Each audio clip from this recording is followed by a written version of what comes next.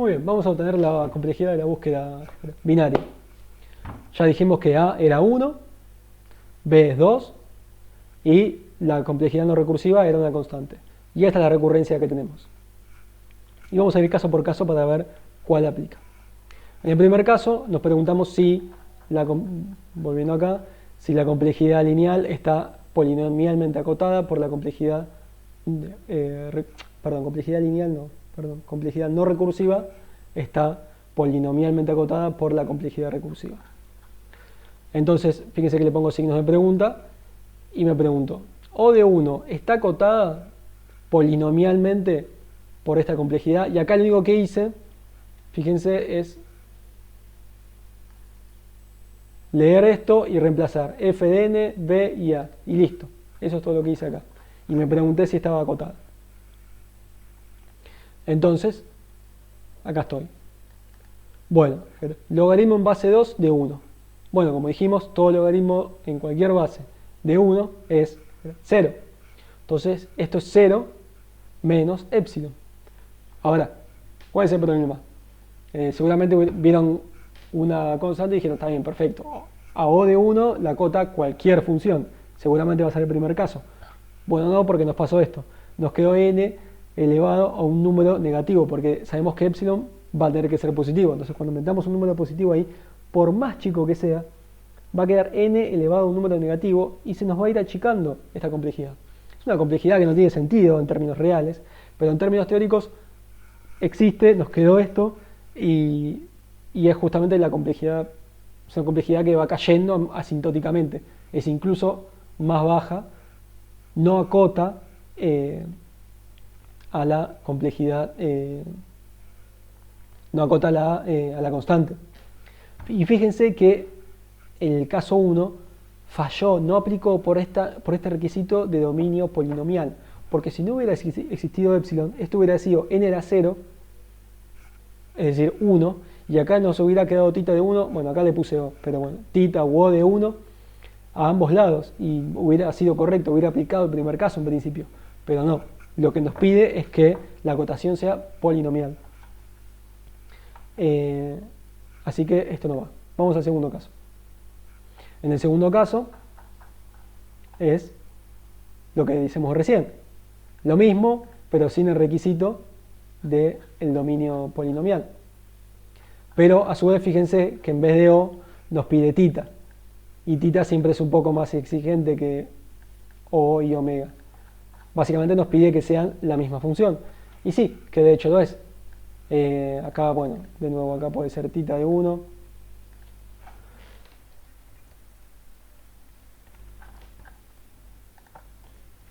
Si hago así, se copia dos veces, sí. No sé por qué hace eso.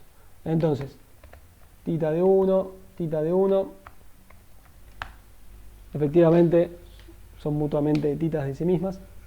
Así que vamos a aplicar el segundo caso. Entonces, cuando aplica el segundo caso, ¿qué nos dice el método? Que esta es la complejidad. Bueno, reemplacemos B y A. Reemplazamos B y A y de vuelta. Es un logaritmo de 1. Nos va a dar 0. Entonces, es n a la 0. N a la 0 es 1. Y nos queda que es tita, logaritmo de n, la complejidad de la búsqueda binaria, en base 2. El logaritmo es en base 2. Y esa es la complejidad de la búsqueda binaria. Como les dijimos, como les había prometido, la complejidad de la búsqueda binaria es realmente menor, es asintóticamente menor, el tiempo de ejecución, respecto a la búsqueda desordenada, que era simplemente O de n. Y bueno, simplemente para cerrar el asunto, como estamos con el tiempo, bien, veamos que el tercer caso tampoco aplica. Si de alguna forma aplicaran dos casos a la misma vez, en algo nos equivocamos. Así que para estar convencidos de que no nos equivocamos en nada, planteamos el tercer caso y ahora tenemos lo opuesto a lo que pasa en el primer caso. El n está elevado a un exponente positivo y por más chico que sea ese exponente, yo de nuevo elijo un epsilon bien chiquitito para que... porque intento, digamos, ¿por qué elijo un epsilon chiquito? Porque intento que aplique el caso porque quiero resolver esto, supuestamente, ¿no? Y aún así no sirve, porque asintóticamente n elevado a un valor positivo no importa qué valor sea este, le va a terminar ganando a una constante, a O de 1, tita de 1. Y así vemos que el tercer caso no aplica. Y bueno, finalmente pudimos explicar por qué la búsqueda binaria tiene esa complejidad.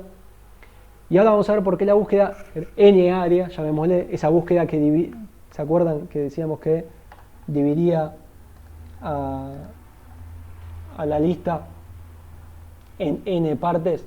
¿Por qué esta búsqueda no nos convenía?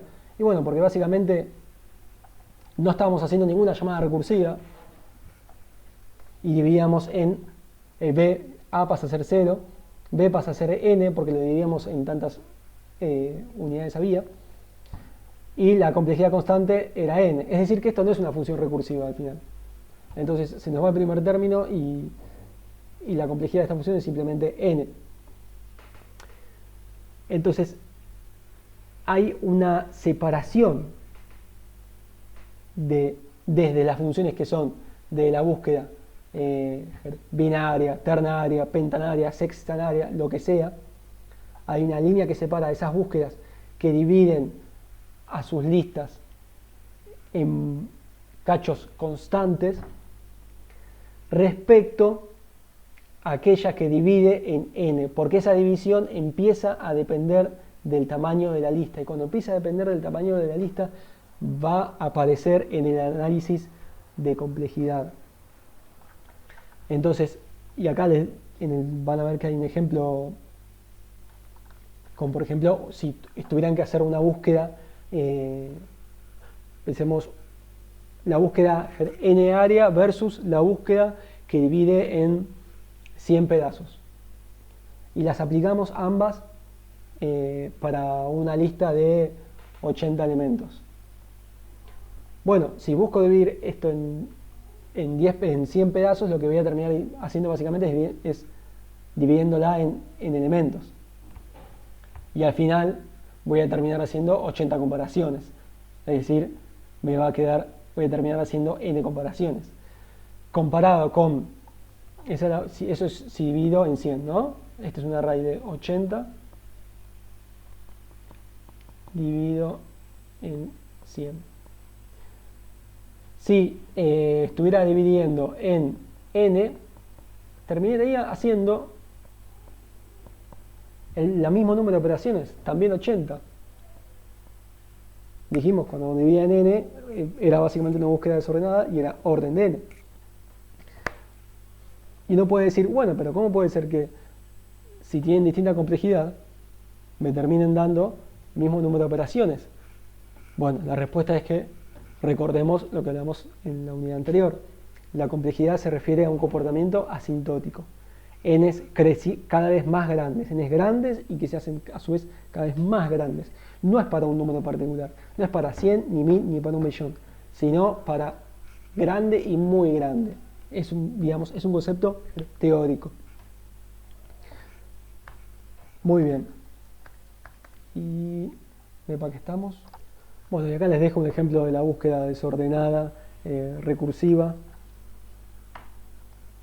En este caso, en vez de separar en la lista en n términos y compararlos todos a la vez, simplemente va comparando uno por uno y llamándose recursivamente.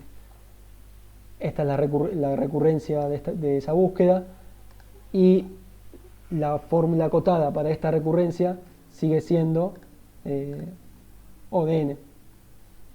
Fíjense que esta recurrencia es la misma, esta que está acá, es la misma que habíamos visto acá. Es lo mismo, tita de n, O de n. Como para decirles que no depende de la implementación. Si la implementación es iterativa o recursiva, no cambia nada. La búsqueda sigue siendo desordenada y no aprovecha la información que la lista contiene. Claro, ¿qué información es esta? Bueno, que la lista tiene que estar ordenada, y esa era la gran precondición. Si la lista no está ordenada, este tipo de búsquedas, la búsqueda binaria, que es la que más nos interesa, no van a dar la respuesta correcta, porque no pueden descartar la lista en dos mitades. Entonces, esa precondición es lo más importante, y con eso vamos a cerrar este ejemplo.